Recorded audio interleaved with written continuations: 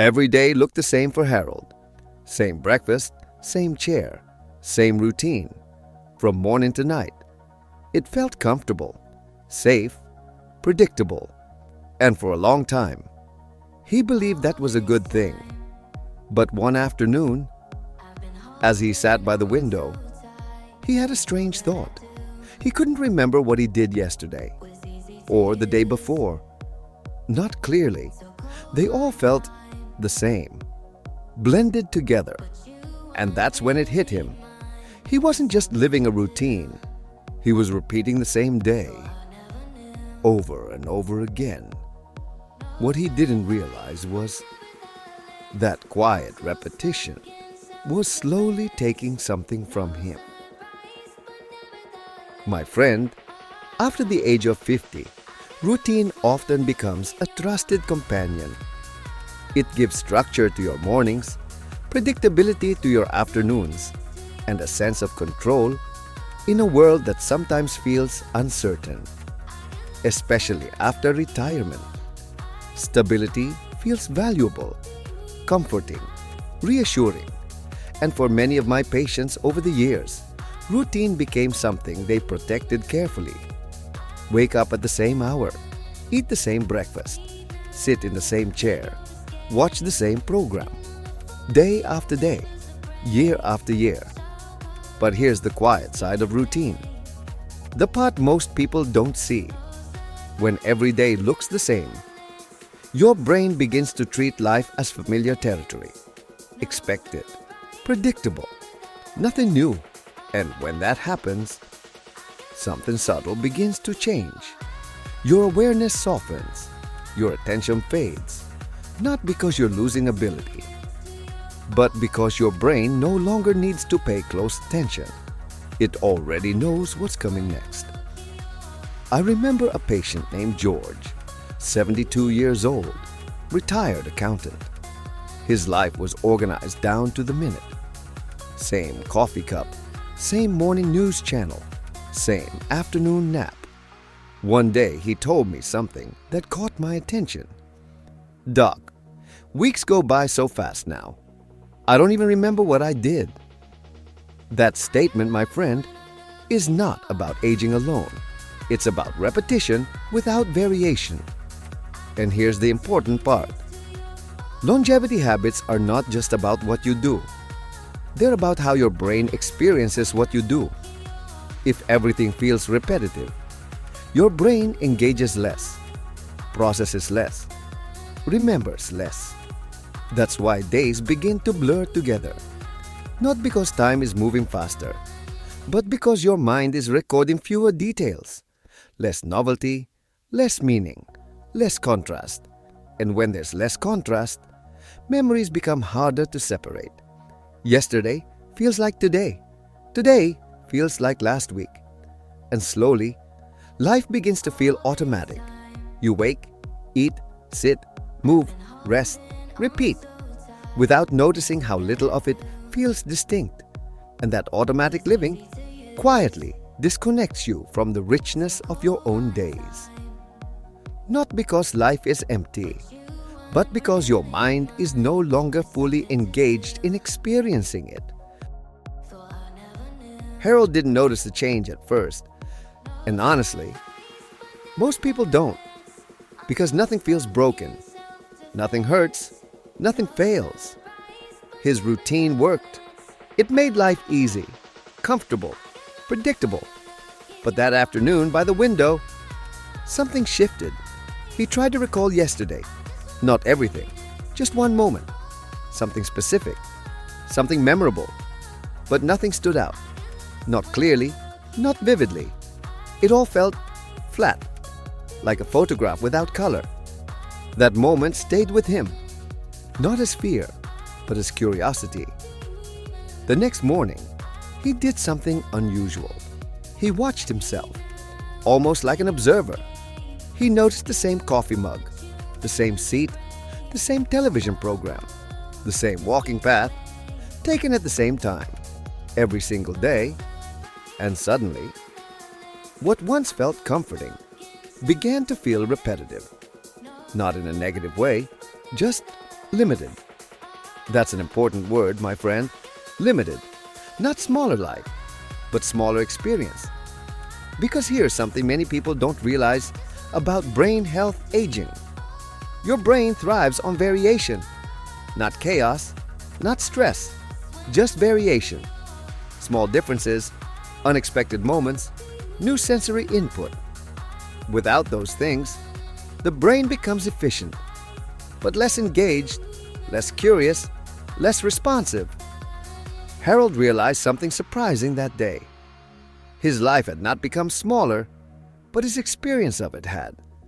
Because nothing required attention. Nothing demanded curiosity. Everything was already known, already expected. And when everything is known, nothing feels new. That realization stayed with him. Quiet, but persistent. Because he wasn't lacking activity.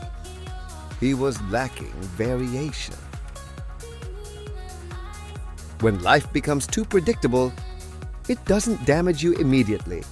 It softens your experience of living, quietly, gradually. First, it affects memory. Not dramatically, just subtly. Days blend together. Moments lose distinction. You remember less, because there's less contrast between one day and another. Memory, my friend, depends on difference, on novelty, on something unusual enough to stand out. Without novelty, memory has fewer anchors. Then, something else begins to change. Your mental energy, not physical strength, not stamina, but curiosity, interest, the spark that makes you notice details. That spark begins to fade because nothing feels new enough to demand attention.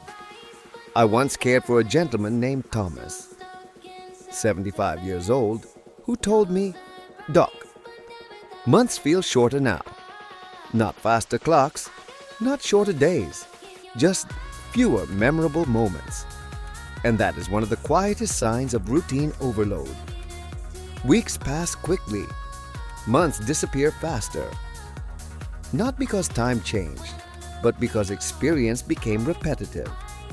And this connects deeply to healthy aging. Your brain thrives on novelty, small surprises, different environments, new conversations, even subtle variations. Without that, your brain becomes efficient, but less engaged, less responsive, less emotionally alive. And over time, that lack of engagement affects how you feel. Less excited, less curious, less connected to your own days. Not unhappy, not depressed, just less present.